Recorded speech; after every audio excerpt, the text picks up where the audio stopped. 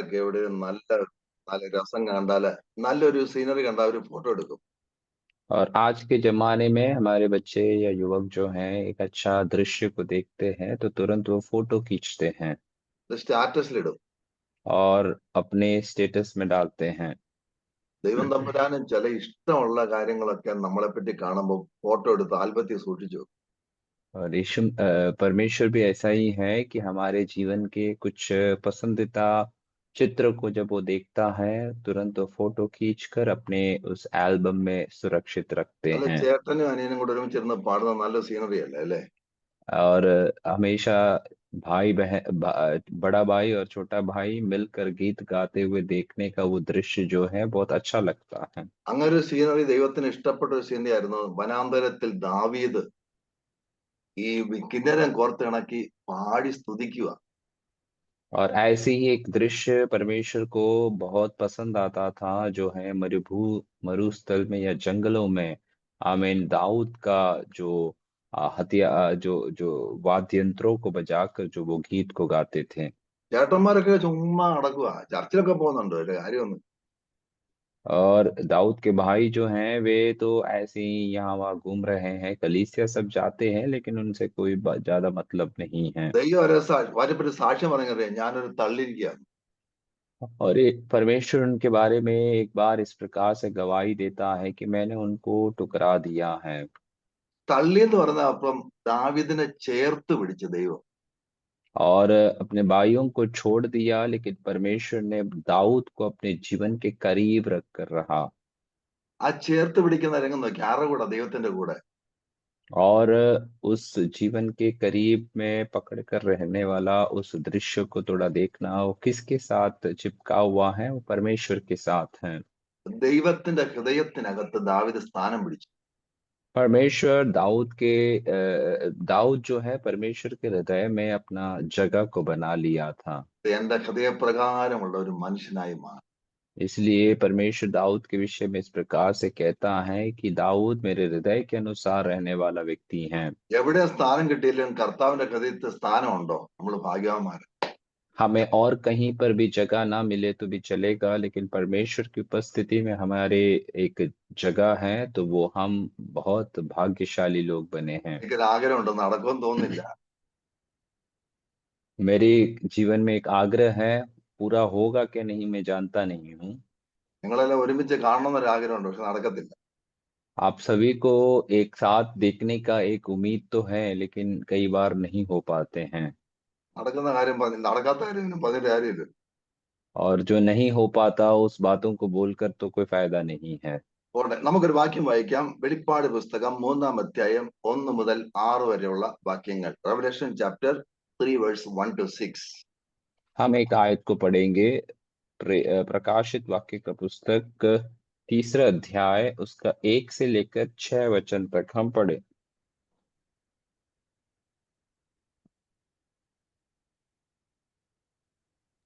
ആരിലൊന്ന് വായിച്ചാൽ നല്ലതായിരിക്കും. സർദീസിലെ സഭയുടെ ദൂതൻ എഴുതുക, ദൈവത്തിന്റെ 7 ആത്മാവും 7 നക്ഷത്രവും ഉള്ളവൻ അരുളി ചെയ്യുന്നത്, ഞാൻ നിന്റെ പ്രവൃത്തി അറിയുന്നു. നീ ജീവനുള്ളവനെന്ന് നിനക്ക് പേരുണ്ടെങ്കിലും നീ മരിച്ചവനാകുന്നു. ഉണർന്നുകൊള്ളുക, ചാവാറായ ശേഷിപ്പുകളെ ശക്തീകരിക്ക. ഞാൻ നിന്റെ പ്രവൃത്തി എൻ്റെ ദൈവത്തിന്റെ സന്നിധിയിൽ പൂർണ്ണതയുള്ളതായി കണ്ടില്ല. ആകയാൽ നീ പ്രാപിക്കുകയും കേൾക്കുകയും ചെയ്തത് എങ്ങനെയെന്ന് ഓർത്ത് അത് കാത്തുകൊള്ളുകയും മാനസാന്തരപ്പെടുകയും ചെയ്യുക. നീ ഉണരാതിരുന്നാൽ ഞാൻ കള്ളനെപ്പോലെ വരും. ഏത് നാഴികയ്ക്കും നിന്റെ മേൽ വരും എന്ന് നീ അറിയുകയുമില്ല. Thank you. വേദപുസ്തകത്തിലെ അവസാനത്തെ ഗ്രന്ഥമായ വെളിപ്പാട് ഒരു ബ്യൂട്ടിഫുൾ ബുക്കാണ്. पवित्र शास्त्र के आखिरी पुस्तक जो प्रकाशित वाक्य हैं वे एक बड़ी सुंदर एक पुस्तक के रूप में हम देखते हैं। നമ്മുടെ ശരീരത്തിന്റെ തല എങ്ങനെ കണക്റ്റഡ് ആയിരിക്കുന്നു അതുപോലെ വെളിപ്പാട് പുസ്തകം ഇല്ലെങ്കിൽ വേദപുസ്തകം, അല്ലേ? ശരിയല്ലേ? जैसा एक एक व्यक्ति का एक मनुष्य का सिर उसके धड़ से जुड़ा हुआ रहता है उसी प्रकार यदि इस पवित्र शास्त्र में प्रकाशित वाक्य नहीं है तो कुछ भी नहीं है। ശക്തമായ പീഡനത്തിന്റെ നടുവിലാണ് യേശുവിന്റെ ദർശനം യോഹന്നാൻ ഉണ്ടാകുന്നത്. और बड़े कठिन पीड़ा के समय में यूहन्ना यीशु मसीह का दर्शन को देखता है। ഒരു കാര്യം ഞാൻ നിങ്ങളോട് ഉറപ്പിച്ച് പറയാം, നമ്മൾ ഏത് വേദനയിലും ദുഃഖത്തിലും രോഗത്തിലും തിളങ്ങി നിൽക്കുന്ന ഒരു യേശുവുണ്ട്. और एक बात मैं आपको बड़े दृढ़ता के साथ कहना चाहता हूँ कि हमारे हर एक दुख में, हर एक वेदना में, हर एक मुश्किल परिस्थितियों में, हमारे जीवन में हमेशा उठकर खड़े रहने वाला एक यीशु मसीह को देखना है। See, church is a group of people with hope in the hopeless world. और कलीसिया ऐसा एक झुंड है जिनके अंदर एक आशा रहती है, एक आशाहीन परिस्थिति में। നമ്മൾ കർത്താവിന്റെ മഹത്വം കണ്ടിറങ്ങി തിരിച്ചവരാ. हम परमेश्वर की महिमा को देखकर निकल पड़े हुए लोग हैं അപ്പൊ അതും കണ്ട നമ്മൾ നമ്മൾ തളർന്നു പോകുന്നവരല്ല. और इसलिए यहाँ वहाँ की बातों को देखकर हम भयभीत या थकने वाले लोग नहीं हैं। യോഹന്നാൻ കണ്ട യേശുവിന്റെ മഹത്വം നോക്കി. यूहन्ना ने जो परमेश्वर की महिमा को देखा उसको थोड़ा आप ध्यान दीजिए। 1-ാം അധ്യായത്തിൽ മുതൽ യേശുവിന്റെ ആ മഹത്വമേറിയ ദർശനം അങ്ങ് കാണുക. एक पहले अध्याय से जो है वो यीशु मसीह का एक महिमामय दर्शन को अपने जीवन में वो देखता है। അവനെ കണ്ടിട്ട് ഞാൻ മരിച്ചവനെ പോലെ ആയെന്ന്, അങ്ങനല്ലേ വാക്യം? और यूहन्ना इस प्रकार से कहता है कि मैं उसे देखकर मानो एक मृतक व्यक्ति के समान हो गया। യോഹന്നാൻ യേശുവിന്റെ മാറി ചാരി ഉറങ്ങത്തുള്ളായിരുന്നു. यूहन्ना जो है यीशु मसीह के सीने पर अपने सिर रगाकर वो हमेशा सोया करता था। അന്നൊന്നും യേശുവിനോട് മരിച്ചു വീണിട്ടുണ്ടോ? ഇല്ലല്ലോ. लेकिन क्या उस समय में यीशु मसीह के साथ मर गया? क्या नहीं ना। യേശുവിന്റെ മനസ്സിൽ കിടക്കുന്ന രൂപം എന്ന് പറഞ്ഞാൽ ക്രൂശിന്മേൽ ഇങ്ങനെ അരിച്ച് ചോരയെല്ലാം ഒലിപ്പിച്ച് മുൾക്കിരീടം തണിഞ്ഞ് ഈ ഈ ഒരു രംഗമാണ് ഇദ്ദേഹത്തിന് മനസ്സിൽ കിടക്കുന്നത്. और यीशु मसीह के बारे में जो चित्र इनके अंदर इस प्रकार से हैं कि यीशु उस क्रूस पर पड़ा हुआ है, सर पे कांटों का ताज रखकर, सर से पूरा लहू बहाकर, अपने शरीर से लहू बहाया हुआ लहूलुहान उस परमेश्वर को देखता है। നമ്മുടെ ഭിത്തിയെ കാണുമല്ലോ യേശു ചിലപ്പം. कई बार कई लोगों के दीवारों पर यीशु मसीह का चित्र रहता है അടിയൊക്കെ വെച്ച് പല്ലുവന വന്ന് നീരും വെച്ച് ഫാൻ ഇടുമ്പോൾ ഇളകി താഴെ വീഴുന്നു. അതല്ല യേശു, അത് ചായ പേപ്പറാ. നമ്മുടെ യേശു എന്ന വെളിപ്പാട് പുസ്തകം 1-ാം അധ്യായത്തിൽ കാണുന്നത് അതാ ആ യേശുവാ നമ്മുടെ യേശു. और कई ऐसे चित्रों को यीशु मसीह के बारे में दिखाया जाता है कि उनको देखकर ही उनका उनका चित्र का रूप देखकर ही हम ये बात को समझना जरूरी है कि वो जो चित्रों में बताया वो यीशु मसीह वो वास्तविक नहीं है, लेकिन प्रकाशित वाक्य के पहले अध्याय में जो यीशु मसीह को देखता है वो है हमारे यीशु मसीह। 2-3 അധ്യായങ്ങളിൽ യേശു ഈ പരമവൈദ്യനായ കർത്താവ് ഈ 7 സഭകളിൽ കൂടി കടന്നു പോകുന്ന. और 2 और 3 आयतों को यदि हम पढ़े प्रकाशित वाक्य के तो यीशु मसीह जो है जो सबसे बड़ा वैद्य है उसके बारे में बताते हुए आगे के कलीसियाओं के विषय में हमें इन वचनों में बताया जाता है 7 വാർഡിൽ 7 രോഗങ്ങളാ. और 7 कलीसिया के बारे में बताया जाता है और 7 एक वार्ड के रूप से हम उसे देख सकते हैं और 7 बीमारियां उससे जुड़ी हुई हैं। ഈ സകല രോഗങ്ങളെയും ചികിത്സിക്കാൻ യോഗ്യനായ പരമവൈദ്യന യേശുവാണ് അവിടെ നിൽക്കുന്നത്. ഈ യാഥാർത്ഥ്യം और इन सातों वार्ड में जो बीमारियों से ग्रसित कलीसियाएं हैं उन सारे बीमारियों का सही इलाज करने वाला एक सबसे बड़ा वैद्य यीशु मसीह हैं। അപ്പൊ സഭയെ ബാധിച്ചിരിക്കുന്ന ആത്മീയ രോഗങ്ങൾക്ക് ശരിക്കുള്ള ട്രീറ്റ്മെന്റ് ചെയ്യുവാൻ നമ്മുടെ കർത്താവ് മാത്രമേ യോഗ്യനായിട്ടുള്ളൂ. और इसलिए कलीसिया में जो आत्मिक बीमारी छाई हुई है या ग्रसित है उस बीमारियों को सही रीति से इलाज कराने के लिए एकमात्र वैद्य है वो हमारे यीशु मसीह हैं। 1-ാം അധ്യായം 12 മുതലുള്ള വാക്യങ്ങൾ ആ യേശുവിന്റെ വർണ്ണന നോക്കിയേ.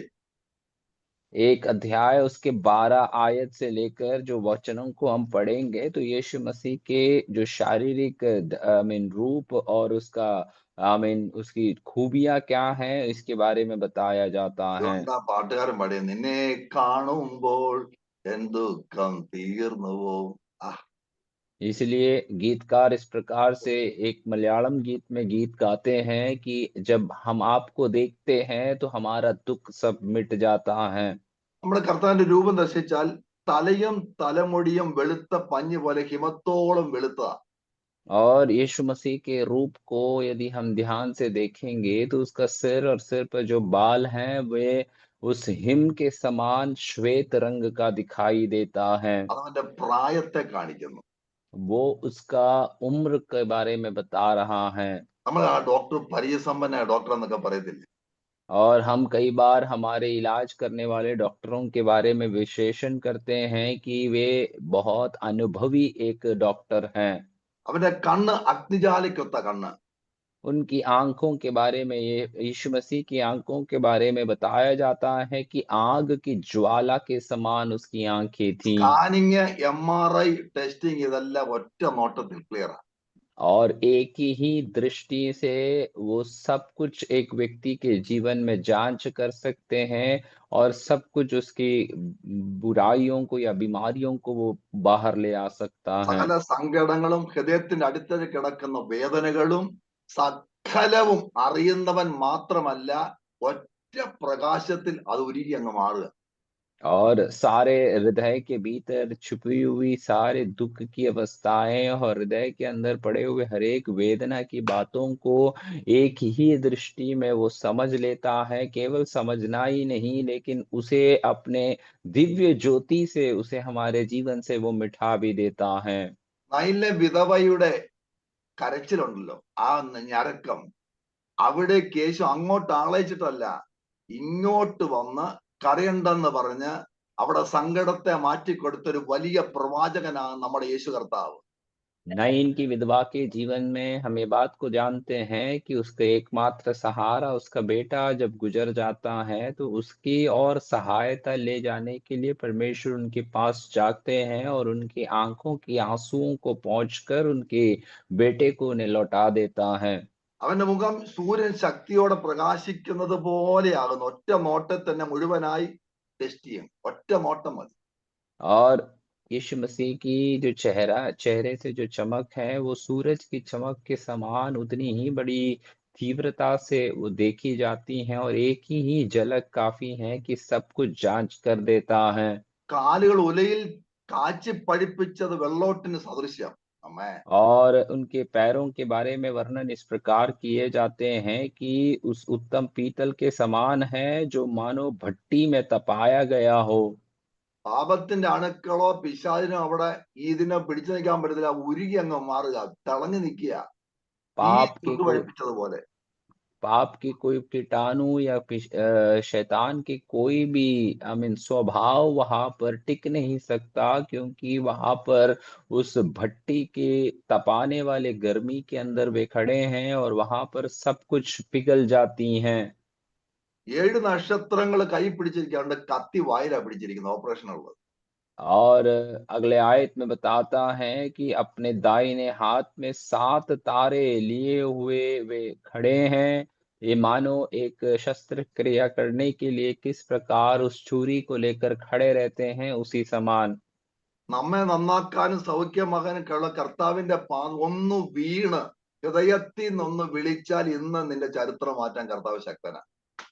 हमारे जीवन को सुधार लाने के लिए हमारे जीवन के हर एक परिस्थितियों से हमें बाहर ले आने के लिए आज यदि आप उस परमेश्वर के पैरों तले या उसके चरणों में आप घुटने टेकने के लिए और प्रार्थना करने के लिए शुरुआत होते हैं, आज सुबह आते हैं तो परमेश्वर आपके जीवन की परिस्थितियों को आज बदल देगा।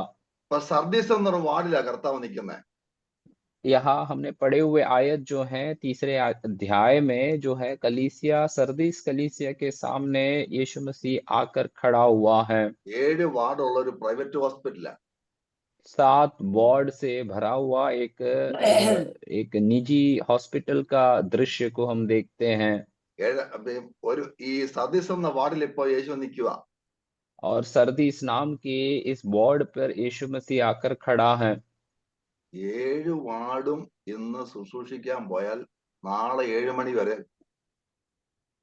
और आज 7 वार्ड के बारे में बताने चलूं तो कल सवेरे 7 बजे तक आपको बैठना होगा।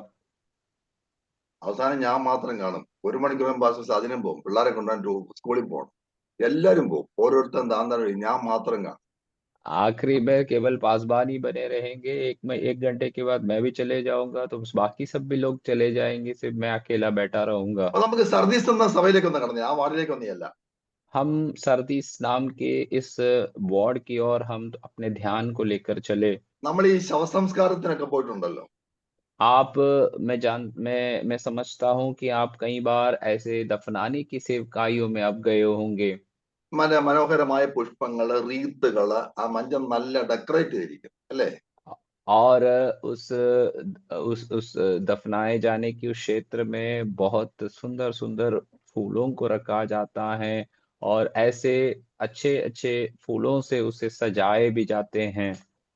സ്നേഹമുള്ള ബന്ധുജനങ്ങളും സുഹൃത്തുക്കളും ഒക്കെ കൊണ്ട് റീത്തൊക്കെ വെക്കും. നല്ല ബ്യൂട്ടിഫുൾ ആയി ഡെക്കറേറ്റ് ചെയ്ത് നല്ല വെള്ള തുണി എല്ലാം ഇട്ട്, മൂക്കി വെള്ള പഞ്ഞി, എല്ലാം വെള്ളയാ. और प्रेम करने वाले प्रिय लोग और बंधु मित्र जो भी हैं, वे आकर अच्छे अच्छे फूलों के गुच्छों को रखते हैं और सफेद कपड़े पे उन्हें लपेटते हैं, और उनके नाक में भी जो सफेद रुई रखते हैं, तो सब कुछ वहां पर सफेद ही दिखाई देता है। എനിക്ക് ഇന്ന് മനസ്സിലാക്കാത്ത ഒരു വിഷയമാണ് ഈ വരുമ്പോഴും വെള്ള, പോകുമ്പോഴും വെള്ള. मुझे एक बात आज भी समझ में नहीं आ रहा है कि आने के समय, एक व्यक्ति का जन्म होने के समय में भी सफेद कपड़े पे देखे जाते हैं, जाने के समय में भी सफेद कपड़े पे छोड़े जाते हैं, വെള്ള പഞ്ഞി, വെള്ള തുണി, വെള്ള ബെഡ്ഷീറ്റ്, എല്ലാം വെള്ള. और सफेद रुई, सफेद बेडशीट, सफेद सब कुछ सफेद होता है। കണ്ണാടിയും വെച്ച് കൊടുക്കും. और चाहिए तो उसे ऐनक भी लगा देते हैं। അപ്പൊ പക്ഷെ ഒരു 3-4 ദിവസം കഴിഞ്ഞ് അവിടെ ഒന്ന് സന്ദർശിച്ചാലോ? और जाने दीजिए कि वहां पर आप 2-3 दिन बाद जाकर फिर से एक बार आप चक्कर लगाए तो പൂക്കളെല്ലാം ഉണങ്ങിക്കരിഞ്ഞ് वहां സൗന്ദര്യമെല്ലാം पर പോയി ഇങ്ങനെ കിടക്കും. वहां पर पड़े हुए जो पुष्पांजलि है, या जो भी आई मीन फूलों के गुच्छे हैं, वे सब कुछ सूख जाते हैं और ऐसे सब पड़े हुए रहते हैं। അതുപോലാണ് ഇപ്പൊ സർദീസിന്റെ സഭയുടെ അവസ്ഥ. ऐसी है ये सरदीस नाम की ये कलीसिया की परिस्थिति। കുറച്ച് വർഷങ്ങൾക്ക് മുമ്പ് ന്യൂബംബിൽ ഒരു അച്ചായൻ, ഗൾഫിലായിരുന്നു അദ്ദേഹം, അച്ചായൻ ഫ്യൂണറൽ സർവീസ് നടത്തി, ഫ്യൂണറൽ സർവീസ്. और कई साल पहले नवी मुंबई में एक भाई के दफनाने की सेवकाइयों को किया गया। അദ്ദേഹത്തിന് costly watch, costly suit, costly shoe എല്ലാം വിട്ടാണ് അടക്കം ചെയ്തത്. और उन्हें बहुत महंगी घड़ी, महंगी सूट को और महंगी सब कुछ को पहनाकर उनकी दफनाने की सेवकाइयों को किया गया। പിറ്റേ ദിവസം ഈ ശവക്കോട്ടയ്ക്കകത്ത് ഈ പൊളിച്ചു കിടന്നു. അതിന്റെ പുറത്ത് ഈ അച്ചായൻ കിടക്കുക. पिछले अगले दिन ही देखने में ये जो कब्र था, कब्र को खोल दिया गया और ये अंकल जो है उन्हें बाहर डाला गया है। ഒത്തിരി വിഷയങ്ങൾ ഉണ്ടാക്കിയ ഒരു സംഭവമായിരുന്നു അത്. അദ്ദേഹത്തിന്റെ और കോട്ടും അദ്ദേഹത്തിന്റെ സൂട്ടും വാച്ചും എല്ലാവരും മുടിച്ചോണ്ട് പോയി. और ऐसा हुआ कि उनके जो घड़ी हैं, उनके जो कपड़े हैं, उनके सारे जो कीमती वस्तुएं रखी गई थी, सब किसी ने चुरा कर चले गए। ഇന്നും എന്റെ മനസ്സിൽ മായാതെ നിൽക്കുന്ന ഒരു സംഭവം അത്. आज भी मेरे मन के अंदर से वो चित्र गया नहीं है, ऐसा एक घटना उस समय हुआ था। ഇതുപോലാണ് ഈ സർദീസിലെ സഭയുടെ അവസ്ഥ. ऐसी ये सरदीस कलीसिया के परिस्थिति को हम देख पाते हैं। അതിന്റെ കംപ്ലൈന്റ് നോക്കിയാൽ ദൈവത്തിന്റെ 7 ആത്മാവും 7 നക്ഷത്രമുള്ള ദൈവപുത്രൻ ആദ്യം പറയുന്നത് അതിന്റെ കുറ്റാരോപണങ്ങളാണ്. और इसके बारे में यदि आप ध्यान से देखेंगे तो परमेश्वर की 7 आत्माएं और 7 तारे जो हैं, ये कलीसिया के बारे में जो उनकी उनकी कमी है, उसके बारे में उनके ऊपर आरोप लगाते हैं। കർത്താവിന്റെ കംപ്ലൈന്റിൽ ഒരു ഗുണവും ഈ വാർഡിന് ഒരു ഗുണവും ഈ സഭയ്ക്കില്ല. और परमेश्वर की इस रिपोर्ट में जो है, एक भी अच्छा गुण इस कलीसिया में नहीं दिखाई दे रहा। മരിച്ചു കഴിഞ്ഞാൽ എന്താ ഗുണമാണ്? और एक व्यक्ति अगर मर जाए तो फिर क्या उसके अंदर से गुण निकलेगा? മരിച്ചു കിടക്കുക. यहाँ पर मरा हुआ पड़ा है। ഈ പെർമസ് എന്ന് പറയുന്ന നദീതടത്തിലാണ് ഈ സർദീസ് നഗരം സ്ഥിതി ചെയ്യുന്നത്. और एक नदी के किनारे या इस तट में ये एक सरदीस की कलीसिया जो है वो स्थित था। ഭയങ്കര സമൃദ്ധിയിലാണ് അവർ ജീവിക്കുന്നത്. और बड़े अच्छे अनुभव में और अच्छे अवस्था में ये लोग जी रहे थे। ആ നദിയിലെ വെള്ളത്തിൽ പോലും സ്വർണം ഉണ്ടായിരുന്ന ചരിത്രം പറയുന്നത്. और ऐसे कहा जाता है कि वो जिस नदी के तट पर ये जो शहर बसा हुआ था, उस नदी के अंदर सोना पाया जाता था। അതിൽ അവർ അഹങ്കരിച്ചു. और उस विषय पर वे लोग बहुत घमंड करते थे। അങ്ങനെ കോരേശ് രാജാവ് ഈ പട്ടണം പിടിച്ചടക്കി. और ऐसे कुस्रू राजा जो हैं, इस शहर को उन्होंने अपने अधीन में लेकर आए। അവർ ഉറങ്ങുമ്പോഴാണ് പിടിച്ചടക്കുന്നത്. और कहा जाता है इतिहास में कि वे लोग जब सो रहे थे, तब उसने अपने बंधुआई में അതുകൊണ്ട് ले നമ്മൾ गए। ഉറങ്ങരുതെന്ന് പറയുന്നത്. इसलिए कहा जाता है कि हम सोना नहीं है। നമ്മൾ ഉറങ്ങിയാൽ ചിലതൊക്കെ നഷ്ടപ്പെട്ടു പോകും. हम यदि सो जाएं तो हमारे जीवन में कई चीजें हमारे जीवन से नष्ट हो ആത്മീയ सकती हैं। ഉറക്കം നമ്മുടെ ജീവിതത്തെ ബാധിക്കും. आत्मिक नींद जो है हमारे जीवन को बहुत बुरी रीति से असर डालेगा। ശിംശോൻ ഉറങ്ങുമ്പം കെട്ടും, ഉണർന്നാൽ അഴിയും. और शिमशोन के विषय में भी ये बात को हम देखते हैं कि जब वो सो रहा था तो उसे बांधे जाते थे, लेकिन जब वो जग जाता था तो उसकी उस बंधन टूट जाती थी। അലക്സാണ്ടർ മരിച്ച ശേഷം അന്ത്യോക്യസ് സർദീസിനെതിരെ പടപൊരുതി. അന്ത്യോക്യസ് औ- और सिकंदर नाम का उस व्यक्ति जो उनके शासन करते थे, उनके मृत्यु के बाद उनके ऊपर लोगों ने बंधुआई की अवस्था में उनको ले गए। അങ്ങനെ സർദീസ് തകർന്നുപോയി. ऐसे सर्दिस नाम का ये जो शहर या ये जो जगह है, ये नष्ट हो गया। ഇത് ഉറങ്ങിയപ്പോഴാണ് സംഭവിച്ചത്. और ऐसा आमीन कहा जाता इतिहास में कि ये लोग जब सो रहे थे तब ये सब कुछ हुआ। അഹങ്കാരികളും മടിയന്മാരുമായിരുന്നു സർദീസുകാർ.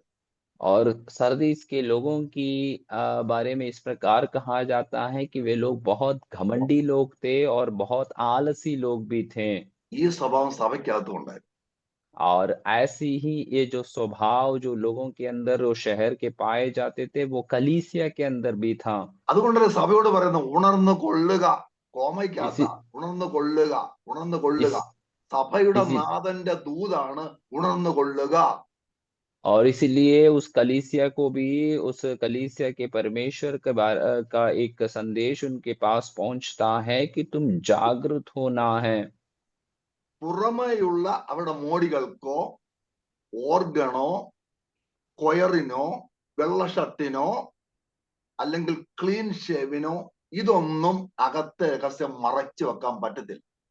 और ये बात को जानना जरूरी है कि बाहरी रूप से जो भी आप सुधार लाने की कोशिश करें, या कलीसिया में बड़े बड़े गायक दल को आप खड़े करें, यहाँ पर वाद्य यंत्रों को आप बजाएं, या आप सफेद कपड़े पहने, आप क्लीन शेव करके चले, तो आपका जीवन के अंदर की जो बुराई है उसे वो छुपा नहीं सकती। പുറമേയുള്ളതിലല്ല ദൈവം പ്രസാദിക്കുന്നത്, അന്തർഭാഗത്തിലെ സത്യമാണ് കർത്താവ് ഇച്ഛിക്കുന്നത്.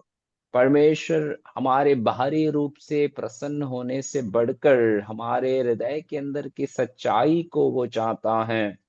കാരണം ദൈവത്തിന് 7 കണ്ണെന്ന് അവിടെ വായിക്കുന്നത്, എല്ലാം കാണുന്നവനാണ്. और इसलिए परमेश्वर की 7 आंखें हैं, ऐसे वहां पर बताए गई हैं, क्योंकि परमेश्वर सब कुछ देखने वाला प्रभु है। ഇത്രയൊക്കെ ഒരു ശേഷിപ്പ് ഉണ്ട്, ഒരു ശേഷിപ്പ്. लेकिन इतना सब कुछ बुरा होने के बावजूद भी एक एक एक छोटा सा एक बचाव वहां पर रखा गया है। എല്ലാം കത്തിപ്പോയി ചാരത്തിന് ചില കനല് പോലെ ഒരു ശേഷിപ്പ്. और सब कुछ जलकर राख हो गया, लेकिन कुछ तो वहां पर बचा है जो एक कोयले के टुकड़े के जैसा जल रहा है। അത് കത്തിക്കാനാണ് കർത്താവ് ആഗ്രഹിക്കുന്നത്. और उसे जलाने के लिए परमेश्वर इच्छा रखता है। അതിനകത്തും ദൂത് നിങ്ങൾ കൈമാറാൻ ആഗ്രഹിക്കുക. और उसमें से एक संदेश मैं आपको देना चाहता हूँ। നമ്മുടെ ചടങ്ങിനകത്തോ നമ്മുടെ ബാഹ്യമാടിക്കകത്തോ ദൈവത്തെ സന്തോഷിപ്പിക്കാൻ പറ്റത്തില്ല. हमारी रीति रिवाजों में या हमारी बाहरी रूप से प्रकटीकरण जो करते हैं, उसमें से हम परमेश्वर को प्रसन्न नहीं कर सकते। ഒരു പരീശനും ഒരു ചുങ്കക്കാരനും പ്രാർത്ഥിക്കാൻ പോയി നിൽക്കുക. एक फरीसी और एक चुंगी लेने वाला प्रार्थना करने के लिए वो जाकर खड़े होते हैं। പരീശനെ കണ്ടാൽ തന്നെ അതിന്റെ വെള്ള കുപ്പായം ഇടക്കെട്ട് തിളങ്ങി നിൽക്കുക. മറ്റവനെ കണ്ട അതിന്റെ വല്ലാത്തൊരവസ്ഥ. ചുങ്കക്കാരൻ. और फरीसी को देखते ही उसे उसके जो कपड़े हैं वे बहुत चमक रहे हैं और उसकी उसकी जो वेशभूषा बहुत एकदम अच्छा सा दिखाई दे रहा है, लेकिन दूसरा चुंगी लेने वाले को देखे तो उसको उसकी हालत देखकर उसे देखा भी नहीं जा सकता। നമ്മള് ചുങ്കക്കാരനെ നോക്കും, പരീക്ഷ നോക്കിയാൽ പരീക്ഷന് കൈ കൊടുക്കത്തുള്ളൂ. हम चुंगी लेने वाले और फरीसी को अगर ध्यान से देखेंगे तो ज्यादातर लोग जो हैं फरीसी को ही जाकर हाथ मिलाएगा। അവിടെ നടന്ന സംഭവം എന്നറിയാവോ? लेकिन यहाँ पर हुआ घटना क्या है आप जानते हो? പരീക്ഷ വന്നതുപോലെ പോയി. മറ്റവൻ അങ്ങനല്ല പോയെ, നീതീകരിക്കപ്പെട്ടവനായി കടന്നുപോയി. ദൈവമക്കളെ, ഞാനൊരു കാര്യം പറയാം. നമ്മൾ ആരാധനയാണെങ്കിലും ഭൂമിയാണെങ്കിലും എന്താണ്, ഹൃദയത്തിൽ നിന്ന് വരുന്നത് മാത്രമേ ദൈവം അംഗീകരിക്കത്തുള്ളൂ. और फरीसी वहां पर जो जैसे आए थे वैसे वो खाली हाथ चला गया, लेकिन यहाँ पर हम देखते हैं चुंगी लेने वाला का प्रार्थना सुनकर उसे धर्मी ठहराया परमेश्वर ने और वो वहां से लौट कर जाता है। तो मेरे और आपके जीवन में भी ये बात को याद रखना है कि हमारी आराधना का सभा हो या जूम मीटिंग में हो या कहीं पर भी हो, हमारे हृदय के अंदर से निकलने वाली ही जो है परमेश्वर प्रसन्न होता है, बाकी सब कुछ व्यर्थ ठहरेगा। God demands, അതാ പറഞ്ഞേ, love your God with all your hearts. परमेश्वर ये हमसे मांग रखता है कि हम परमेश्वर को अपने सब कुछ में हम उससे प्रेम करें। ഇഷ്ടം വാക്കുകൾ, ഹൃദയപൂർവം, വിത്ത് ഓൾ യുവർ ഹാർട്ട്സ്. और इंग्लिश में या मलयालम में इस प्रकार से कहा जाता है कि अपने परमेश्वर को अपने संपूर्ण हृदय से प्रेम करना है।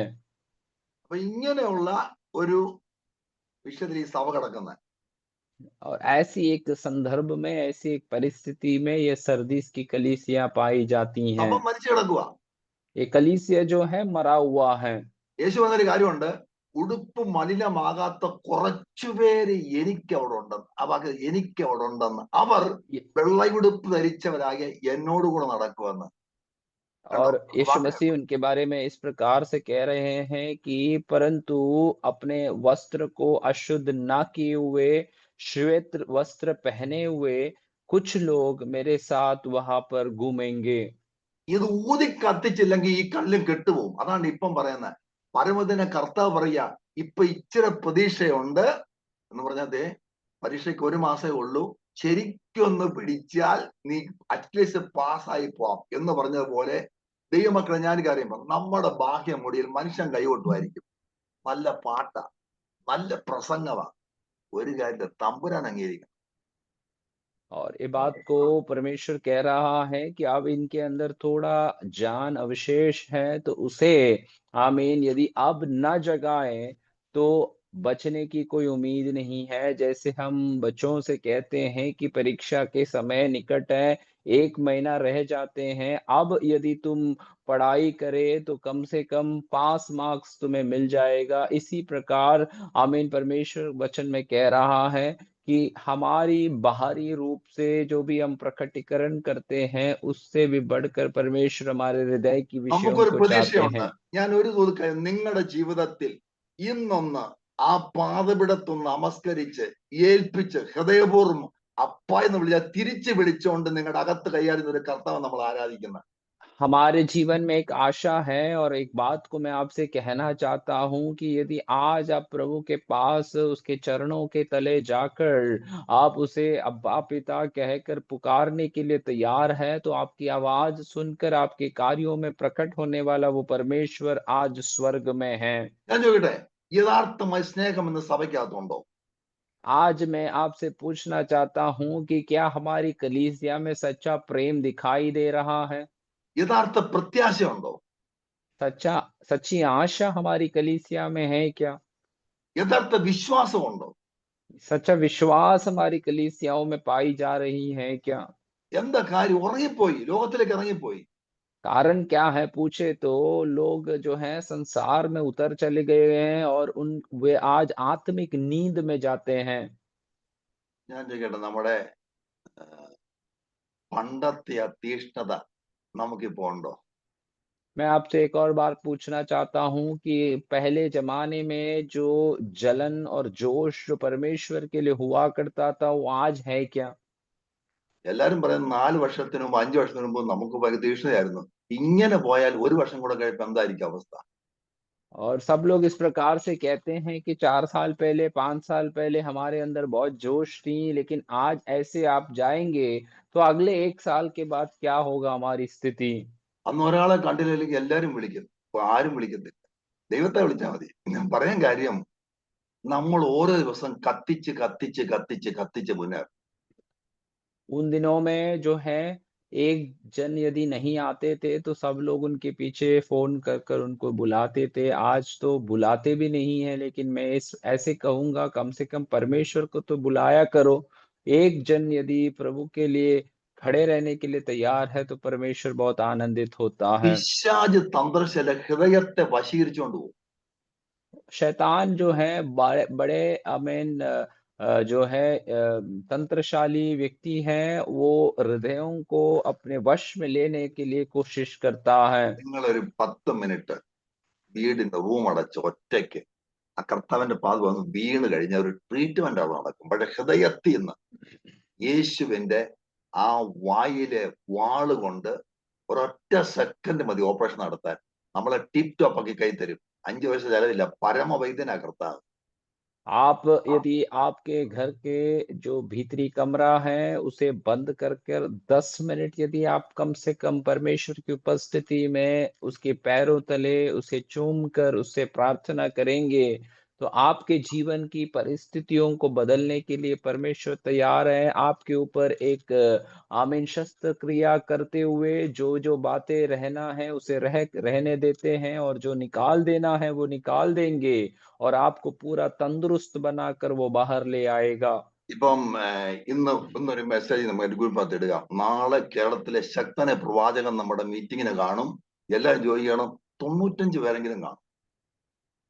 यदि आज एक मैसेज इस ग्रुप में डाला जाए कि कल एक केरल से एक बहुत बड़ा प्रसिद्ध भविष्यवक्ता हमारे बीच में आएंगे, तो मैं मानता हूं कि एक 95 लोग तो कम से कम अगले दिन की मीटिंग में शामिल हो जाएंगे। നിങ്ങൾ മിക്കവരും മഞ്ഞ് പെയ്യുന്ന ദേശത്ത് പോകുമെന്ന് പറഞ്ഞപ്പോ എല്ലാരും വീഡിയോ ഓപ്പൺ ആക്കും, കത്തുകയും ചെയ്യും. और यदि ऐसे लोगों से कहा जाए कि आप में से अधिकतर लोग जो हैं बर्फ गिरने वाले स्थानों में आप जाएंगे, तो आप में से अधिकतर लोग जो है वीडियो भी ऑन करेंगे और बड़े आत्मिक आग में आपको दिखाई देगा। എന്റെ കൊച്ചിനെ ഞങ്ങളുടെ വീട്ടിൽ റേഡിയോ ഉണ്ടായിരുന്നു. और हमारे बचपन में हमारे घर में जो है रेडियो हुआ करता था। ഇടയ്ക്കിടയ്ക്ക് നിന്ന് പോകും. बीच बीच में वो बंद हो जाती थी। 2 കുലുക്ക് കുലുക്കും ഓണാകും. 2 बार उनको हिला देते थे तो वो फिर से शुरू हो जाता। ഒരു 5-6 പ്രാവശ്യം കഴിയുമ്പോ പിന്നെ റേഡിയോ മെക്കാനിക്കിന്റെ അടുത്ത് കൊണ്ടുപോകും. एक 5-6 बार ऐसे करने के बाद वो फिर बिल्कुल बंद पड़ जाता था, फिर बाद में उसे रिपेयर करने के लिए ले जाना होता है। ശരിക്കും മുഴുവൻ പ്രയോഗം നടത്തി കുലുക്കിയിട്ട് രക്ഷയില്ലാതെ കൊണ്ടുപോകുന്നത്. लेकिन क्या अब हमारे से जो कुछ भी हम कर सकते हैं, अच्छे से हिलाकर सब कुछ करके देखकर भी यदि वो शुरू नहीं हो रहा है, तब उसे हम ले जाते हैं रिपेयरिंग कराने के लिए। എന്നാൽ ഈ റേഡിയോയും കൊണ്ട് മെക്കാനിക് അടുത്ത് പോയി അയാൾ കുലുക്കുവോ? लेकिन आप थोड़ा सोचिए कि इस रेडियो को उस मैकेनिक के पास यदि ले जाते हैं रिपेयर कराने के लिए, तो क्या उसे वो हिलाते हैं? അത് അഴിക്കും. वो उसे खोलते हैं। അവിടെ എല്ലാം കണക്ട് ചെയ്തിട്ട് ടിപ് ടോപ്പ് കൈ തരും. ഇതാണ് നമ്മുടെ ഒറിജിനൽ ട്രീറ്റ്മെന്റ്. പ്രവാചകം വന്ന് കാനഡയ്ക്ക് പോകാന്ന് പറഞ്ഞാൽ അല്പം ഇളകും, പക്ഷെ എഞ്ചിൻ അവിടെ കിടക്കുക. യഥാർത്ഥ ഹൃദയത്തിൽ നടക്കേണ്ടത്. ദൈവമക്കളെ, ഞാനൊരു കാര്യം പറയാം. ഇന്നത്തെ സഭയ്ക്ക് പറ്റിയ ഏറ്റവും വലിയ പ്രയാസം ഇതാ, പ്രശ്നം ഇതാ, ബാഹ്യ മോടിയില്ല അവര് നോക്കുന്നത്. ആ ഓ അല്ലേ? और एक रेडियो को ले जाकर यदि आप उस रिपेयरिंग करने वाले के हाथ में देते हैं, तो वो हिलाते नहीं, लेकिन उसे खोलकर जो खराबी है उसे वो मरम्मत करके वापस देते हैं, ताकि वो अच्छे से चल सके। इसी प्रकार आज कलीसियाओं में भविष्यवक्ताएं लोग आते हैं, कनाडा जाएंगे, यहाँ जाएंगे, वहां जाएंगे, तो हम थोड़ा हिलता है, लेकिन इंजन में फिर भी कोई मरम्मत नहीं हो रहा, इसीलिए ऐसे अवस्था में हम लोग पड़े रहते हैं। ഒരു 10 ദിവസം നിൽക്കും, പിന്നെ അടുത്തവണ് കുലുക്കേണ്ടി വരും. ഇങ്ങനെ ഒന്ന് और സഭയിലിട്ട 10 പ്രവാചകന്മാരെ ഒന്ന് കുലുക്കി കുലുക്കി ഒരു മാറ്റം ഇല്ലാതെ, കർത്താവിനെ പറഞ്ഞ പ്രത്യാശയോ സ്നേഹമോ ഇല്ലാതെ ഇങ്ങനെ കിടക്കും. അതാ ഈ പ്രശ്നം പറ്റുന്നത്. 10 दिन तक वो लोग उस जोश में बना रहेगा, फिर बाद में अगले को लेके आना ज़रूरी होता है। और ऐसे कलीसियाओं में भविष्यवक्ताएँ आके आके ऐसी परिस्थिति में हम चले गए हैं कि हमारे अंदर कोई आशा नहीं है, हमारे अंदर कोई जान नहीं है, और ऐसे मरी हुई दशा में कलीसियाएँ आज पाई जाती हैं। എന്നോട് ഗൾഫിൽ ചാർജ് എടുത്തപ്പം ആദ്യത്തെ കൗൺസിലിൽ അവിടുത്തെ വിശ്വാസം പറഞ്ഞറിയാം, ഒറ്റ പ്രവാചകന്മാരെ സഭ കേട്ടു. और प्रभु के दास जब विदेश में कलीसिया के उस चार्ज के लेने के लिए गए थे, तब उनकी कमिटी मीटिंग में उनके कलीसिया के लोगों ने उनसे इस प्रकार कहा कि पासवान, आप एक भी भविष्यवक्ता को यहाँ पर आने के लिए नहीं देना। ഏതാണ്ട് ഒരു വർഷം കഴിഞ്ഞപ്പോ എനിക്ക് എന്റെ ഒരു സ്നേഹിതൻ പ്രവാചകൻ ആ ചർച്ച വന്നു. लेकिन 1 साल के पश्चात मेरा एक मित्र, वो एक भविष्यवक्ता हैं, वो उस कलीसिया में आए। എല്ലാവരും തലകുനിച്ച് ഇങ്ങനെ ഇരിക്കുക. सभी लोग सर ऐसे नीचे करके उसके पास बैठे हुए हैं। അതിന്റെ കാരണം എന്താണെന്നറിയാവോ? इसका कारण क्या है, आप അവര് जानते हैं? പറഞ്ഞു, പക്ഷെ ഞങ്ങൾ ഒത്തിരി കാണുന്നവരാ, ജീവിതത്തിൽ മാറ്റം വരുത്തുന്നതാ ദൈവത്തിന്റെ വചനം എന്ന് പറയും. और उस प्रकार से वो लोग कह रहे थे कि प्रभु के दास, हम बहुत सारी चीजों को हमारी आंखों से देखते आए हैं। हमारे एक बात हमें पता है कि जीवन में यदि कोई बदलावट लाना है तो वो परमेश्वर का वचन से ही हो सकता है। ഒരു പരിവർത്തനം, ഒരുവൻ ക്രിസ്തുവിൽ പുതിയ സൃഷ്ടിയായ സ്വഭാവത്തിൽ മാറ്റം, ഇടപാടിൽ മാറ്റം, ഇത് മാറ്റണമെങ്കിൽ നമ്മൾ യേശുവിന്റെ പാദപീഠത്തിൽ വേണം. ഏറ്റവും വലിയ പ്രവാചകൻ യേശുവാ. അതല്ലേ പറഞ്ഞേ, വലിയ പ്രവാചകൻ. और एक व्यक्ति के जीवन में परिवर्तन लाना है तो जैसे प्रभु का वचन में कहता है कि यदि कोई मसीह में हो जाए तो वो एक नई सृष्टि बन जाती है। ऐसे हमारे स्वभाव में, हमारे सोच विचार में एक बदलाहट हमारे अंदर आना जरूरी है। കഥ പറഞ്ഞ വിശ്വസ്തർ നിൽക്കുന്നവർ വെള്ളയെടുപ്പ് ധരിച്ച് എന്റെ കൂടെ നടക്കുമെന്ന്. എന്ത് സുഖമാ കേൾക്കാൻ. और यीशु मसीह इस प्रकार से कहता है कि जो लोग आमीन जो लोग मेरे साथ रहेंगे वे श्वेत वस्त्र पहनकर मेरे साथ घूमेंगे। അശുദ്ധി നിറഞ്ഞ നഗരത്തിൽ വിശുദ്ധിയെ കാണിക്കുന്ന വെള്ളയുടുപ്പ്, അതാണ് വെള്ളയുടുപ്പ്, അല്ല ഉടുപ്പല്ല, നേഴ്സുമാർ ഉടുപ്പല്ല. അശുദ്ധി നിറഞ്ഞ പട്ടണത്തിൽ, അന്ധകാരം നിറഞ്ഞ സതീഷ് പട്ടണത്തിൽ നിങ്ങള് വിശുദ്ധൻ തിളങ്ങി നിൽക്കുന്നതാണ് വെള്ളയുടുപ്പ്. അവരുടെ കൂടെ और നടക്കും.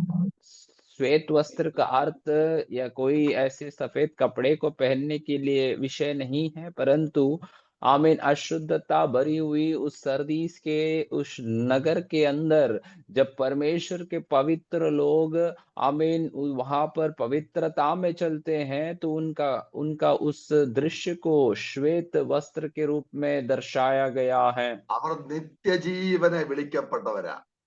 और वे लोग जो हैं वो अनंत जीवन के लिए बुलाए गए हुए हैं। പാട്ട്, ദിവ്യ തേജസ്വീനായി വിളിക്കപ്പെട്ടോരേ, ദൈവഗീതം എന്തെന്നിപ്പോൾ തിരിച്ചറിയൂ. കേട്ടില്ലേ പാട്ട്?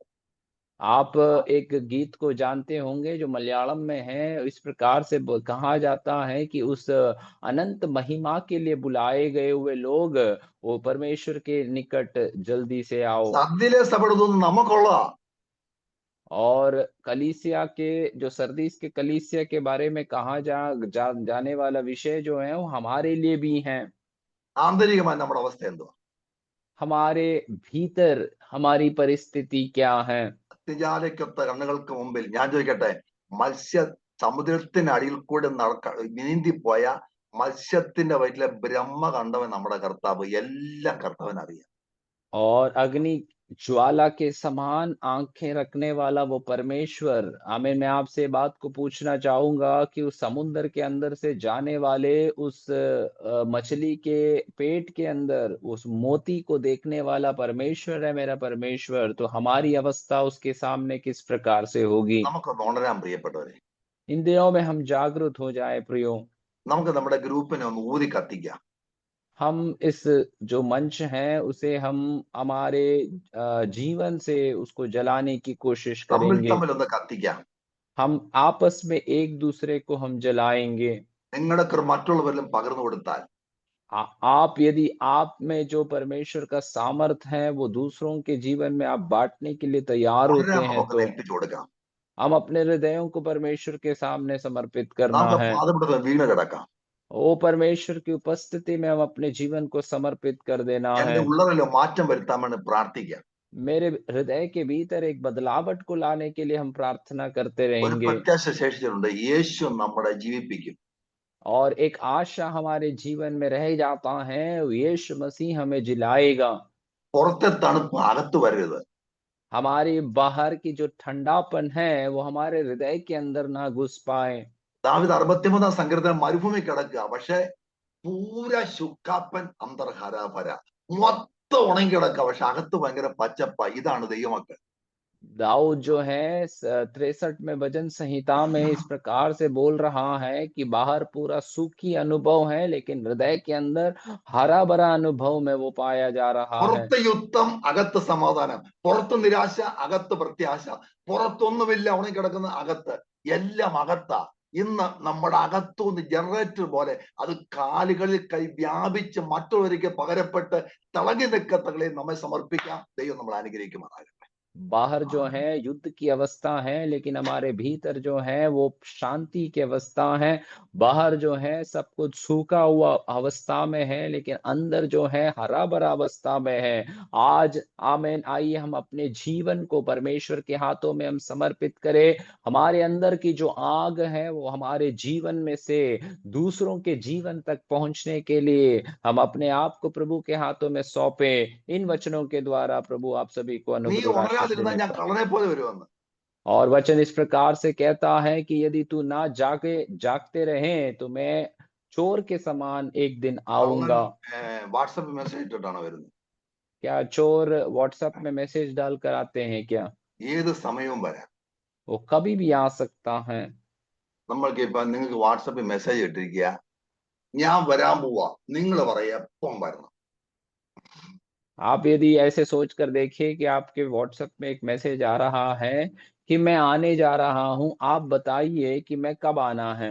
കർത്താവെ നീ ഡിസംബർ 31 വന്നാ മതി. और कई लोग ऐसे कहेंगे कि हे परमेश्वर तू दिसंबर 31 तारीख को आना है। ലാസ്റ്റ് ഉപവാസ പ്രാർത്ഥനയൊക്കെ ഉണ്ടല്ലോ, उस अंतिम दिनों में उपवास प्रार्थना सारी कलीसियाओं में എടുത്ത് रहती हैं। കാല് കഴുകും. उस समय में पैरों को धोया जाएगा। ഉപവാസ സൺഡേയിൽ ഇങ്ങനെ കത്രിമേശൊക്കെ കഴിഞ്ഞ് വിശുദ്ധ ചുംബനത്തിന് സമയത്ത് നീ എന്നാൽ നല്ലതായിരുന്നു. और उपवास प्रार्थना के अंतिम रविवार को जो है वो लोग आमीन बड़े आनंद के साथ लोगों के पैर धोकर वे लोग आपस में एक दूसरे को पवित्र चुंबन देकर पवित्र जो मेज में शामिल होकर बड़े तैयारी के साथ जब खड़े रहने के समय यदि तू तब आएंगे तो हम सब लोग आपके साथ रहेंगे। അപ്പൊ അമേരിക്കക്കാർ കൂർക്കം വലിച്ച് ഉറങ്ങുക, तब अमेरिका में रहने वाले लोग उस समय सो रहा होगा യൂറോപ്യൻ കൺട്രിയെല്ലാം കൂർക്കം വലിച്ച് ഉറങ്ങുക. അവരെ തല്ലിട്ട് കർത്താവ് വരുമോ? और बाकी देशों में भी लोग अधिकतर उस समय में सो रहा होगा, तो क्या उन्हें छोड़कर प्रभु आपके लिए आएगा?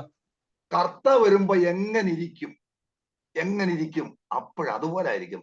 പണ്ട് അങ്ങനെ ആയിരുന്നു, അവിടെ വെടി അതങ്ങനെ ആയിരുന്നു, ഞാൻ ഈങ്കിലാ വിളിക്കും, ഇതൊന്നും ഒരു കാര്യമില്ല. परमेश्वर आने के समय में आप किस प्रकार से होंगे? पुराने समय में हम ऐसे थे, वैसे थे, हम ये बोलते थे, वो बोलते थे, वो सब बोलकर कोई फायदा नहीं रहेगा। നമ്മൾ ഈ കല്യാണത്തിന് അയച്ചു കൊടുക്കാൻ ഫോട്ടോ എടുക്കും. പണ്ട് സ്റ്റുഡിയോ പോയാലേ ഫോട്ടോ എടുക്കും. ഇപ്പം വാട്സപ്പിൽ സ്റ്റുഡിയോ പോയി ഫോട്ടോ എടുക്കും.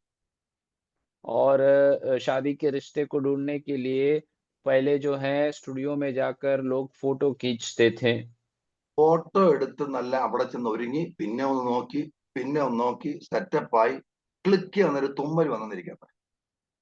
और फोटो लेने के समय में वहां पे जाकर थोड़ा सज धज के फिर से एक और बार अपने आप को देखकर सब कुछ अच्छे से सेट करके फोटो लेने के उस समय में आप थोड़ा कल्पना कीजिए कि आपको छींक आ गया। ഈ ഡാവിന്റെ പരിമാണ സിദ്ധാന്തം പോലെ ഇരിക്കും നമ്മുടെ ഫോട്ടോ. മനസ്സിലായില്ല? ഡാർവിന്റെ എവല്യൂഷൻ തിയറി അല്ലേ? तो डार्विन नाम का जो वैज्ञानिक था उसके जो एवोल्यूशन थियरी जो साइंस में बताते हैं उसके समान हमारा चित्र दिखाई देगा। യേശു വരുമ്പം എങ്ങനെ ആയിരിക്കുമോ എന്ന് പറഞ്ഞ് എപ്പോഴും ഒരുങ്ങിയിരുന്ന് ഉണർന്നിരുന്നാണോ? എപ്പോഴും കർത്താവ് വരും, കർത്താവ് വരും, ഒരുങ്ങണം, ഒരുങ്ങണം. നമ്മുടെ നിലയും മനസ്സിലാക്കണം. ഞാൻ ആരാണ്, ഞാൻ ആരാകേണ്ടവനാണ്, എവിടെ പോകേണ്ടവൻ, ഈ ലോകത്തിൽ ഞാൻ ആരാണ്, ചങ്കല ചോല വീണ്ടെടുത്തപ്പോൾ ഈ കാര്യം മറക്കാതെ ഉണർന്ന് കത്തിച്ച് തിളങ്ങി നിൽക്കുവാൻ ദൈവം സഹായിക്കട്ടെ. Thank you pastor Sajan. God bless you all. Thank you very much.